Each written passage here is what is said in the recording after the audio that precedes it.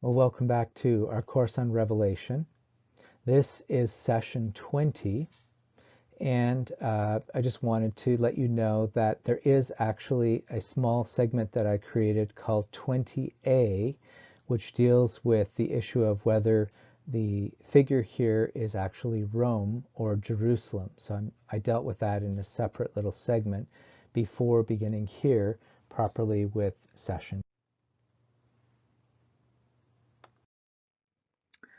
So in this segment, session 20, we're going to discuss chapters 17, 18, and 19, which form a unit describing the fall and destruction of this metaphorical city of Babylon.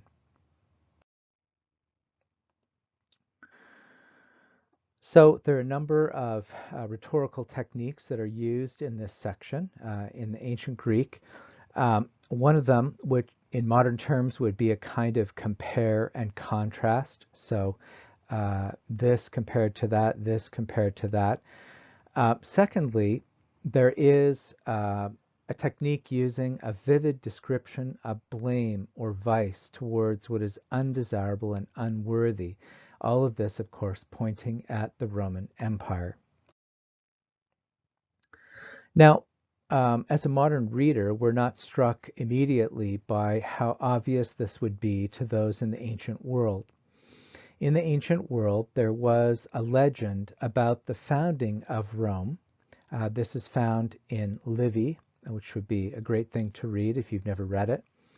And there are twin sons, Romulus and Remus, who are the sons of Rhea and the Roman god Mars, the god of war. And in this legend, the two twins are raised by a she-wolf. So this famous sculpture of Romulus and Remus shows them drinking from this wolf. In the ancient world, it was often thought that Rome would be a kind of eternal city, a city founded by the gods, the greatest city of all the cities on the earth. And these chapters will contrast the alleged glory of Rome with the coming of a new Jerusalem in chapter 21. So in the ancient mind, they would immediately think of all these claims of being founded by the gods, an eternal city, and so forth. As we enter the narrative, we're told that one of the seven angels holding the bowl appears and says, "Come here, I will show you the judgment on the great harlot who lives near many waters," at the beginning of chapter 17. And the fact that this is named as one of the seven angels with the bowl shows us that these chapters really are a further amplification or a continuation of the seventh judgment, the seventh bowl in the previous chapter. So this is not new material describing something new, but a continuation or a more detailed look at the destruction that was heralded earlier. In a further vision, John is carried away to a deserted place, presumably to be able to see the truth about the seductive woman. He sees her seated on a scarlet beast that was covered with blasphemous names. The beast she rides is a description of Rome found earlier in chapter 13, and the blasphemous names are likely the titles that the Roman emperors ascribed to themselves, claiming to be a god. The beast, of course, is the demonic spirit, which embodies itself in the empire and the human ruler. It receives power and authority from the dragon, who is Satan, and it resembles the dragon. It will mimic Christ by appearing to come back from the dead or recover from a mortal wound, again echoing some material earlier in chapter 13. Now, of course, we don't really have to believe that Nero ever did come back from the dead, just that there were many legends about him doing so and widespread belief that he would do so. So this feat and this beast's extraordinary power would invoke admiration and worship from those whose names are not written in the book of life. The beast blasphemes God and the people of God, and makes divine claims for himself. And this, of course, was something done by many of the Roman emperors in this period. It seems that it was allowed to persecute the people of God, the holy ones, and killed many of them. So very soon, Peter, Paul, many of the early apostles, except for John, are martyred, as well as many other Christians during this era. It served as a second beast and the false prophet who persuaded people to worship it. Sorry, it is served by a second beast. The beast collaborates with the harlot Babylon until shortly before the end. Then the beast turns on Babylon itself. All that the beast does against God's people and against Babylon is subject to God's control over history. So even though we're describing this evil force at work in the world, really it's not outside of God's power or control. It's just something that God allows for a time. Finally, the beast and its allies will fight against the Lamb, but Christ ultimately triumphs and destroys them. Now, why this reference to Babylon? John's vision echoes the Old Testament judgment against the inhabitants of Babylon dwelling on many waters found in the book of Jeremiah. The ancient city of Babylon developed prosperity through an impressive system of irrigation. Rome and its seductive prosperity is now compared to the evil and oppressive nation of Babylon in the Old Testament, who was judged by God through the prophets. Note, during this time, Israel's repeated unfaithfulness to their God and their worship of pagan deities is often described in terms of fornication or marital infidelity in the Old Testament. So we're not surprised then that Rome is described in these terms of fornication and sexual infidelity. The imagery is of a great whore who is guilty of seducing all the nations through the worship of false gods. The kings of the earth have fornicated with her, and the inhabitants of the earth have become drunk on the wine of her harlotry. She is clothed with purple and scarlet and uses luxury and rich goods as a means of seduction. And the woman is also drunk on the blood of the saints. Well, the angel is going to give some clues which would help the ancient readers to know exactly what he's talking about. This occurs in chapter 17, verses 9 through 14. But the reality is, even though apparently this is clear, it's not clear to us today, and many commentators are still scratching their heads, and there's no consensus about exactly what this means. So I may not be able to unravel this completely. It's probably the most difficult section of Revelation. The angel says, I will explain to you the mystery of the woman and of the beast that carries her, the beast with 7 heads and 10 horns.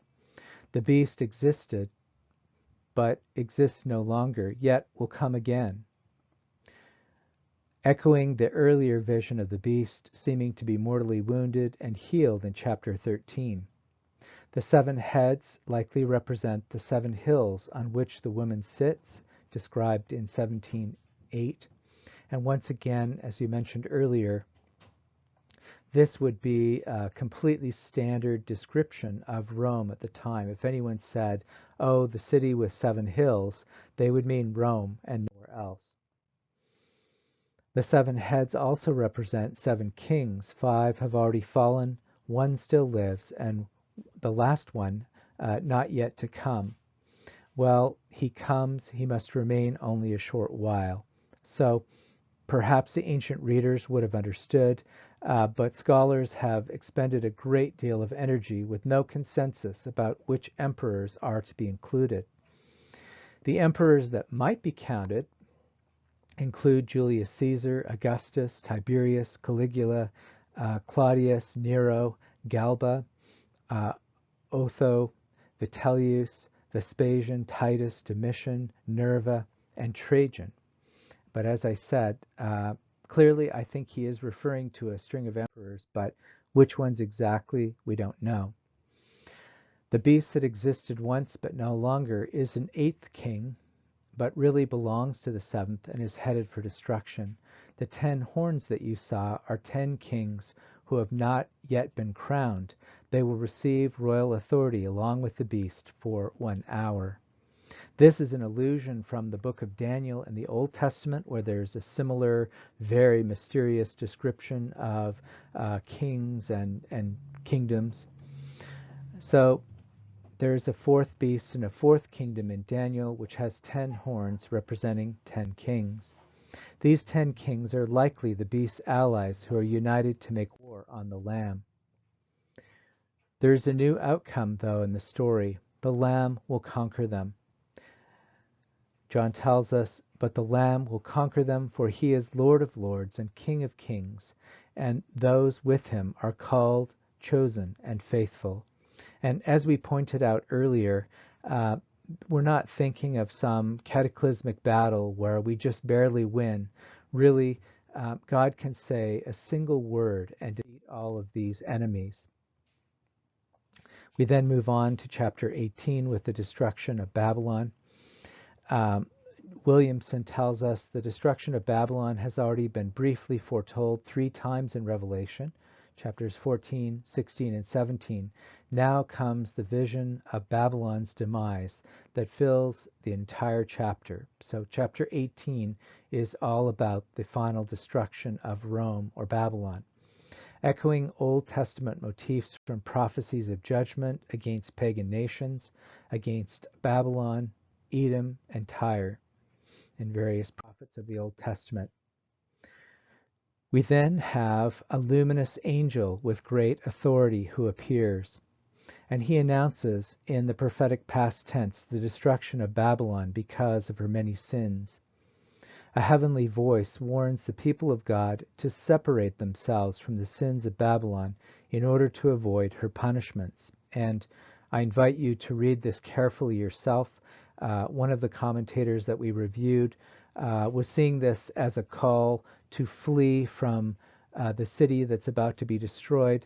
I don't think it's that specific. I think it's more a call to separate oneself from the sins of this sinful empire. The kings of the earth and merchants weep and mourn for their loss. And finally, a mighty angel appears with dramatic finality and completes the judgment at the end of the chapter in chapter 18. Then as we turn over into chapter 19, it says, "After this I heard what sounded like the voice of a great multitude in heaven, saying, Alleluia."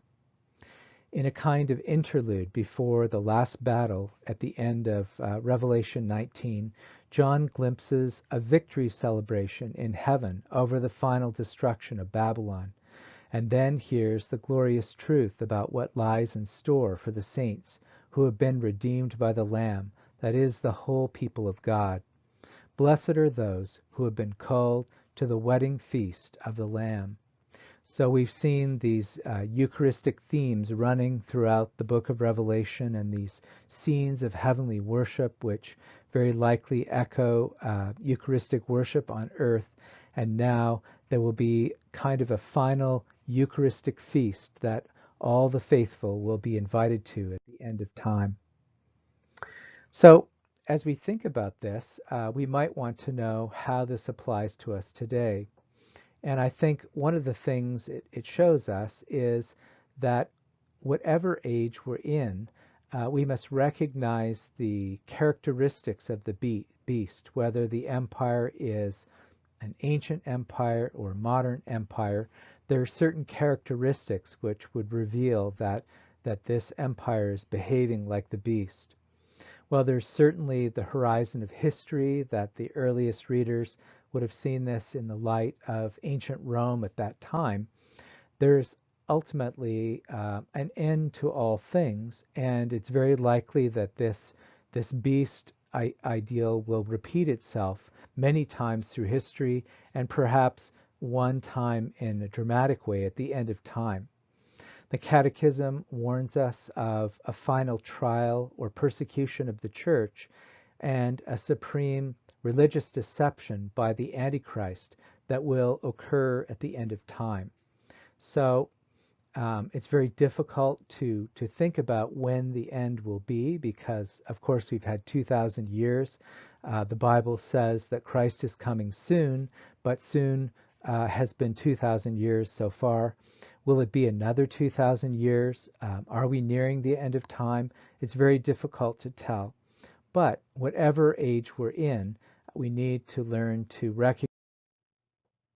So, if we are to avoid the beast in every age, I think it might be a good idea to review the attributes of the beast, and that way we can use this as a kind of measure as we look at our world, what things might be attributes of the beast. Williamson, in his commentary, has a nice summary of all the attributes of the beast, so I'd like to review those. So first, the beast is a demonic spirit embodied by an empire and a human ruler. It receives power and authority from the dragon, Satan, whom it resembles. It mimics Christ by appearing to come back from the dead or recovered from a mortal wound. This feat and the beast's extraordinary power invoke admiration and worship by those whose names are not written in the book. The beast blasphemes God and his people, in part by making divine claims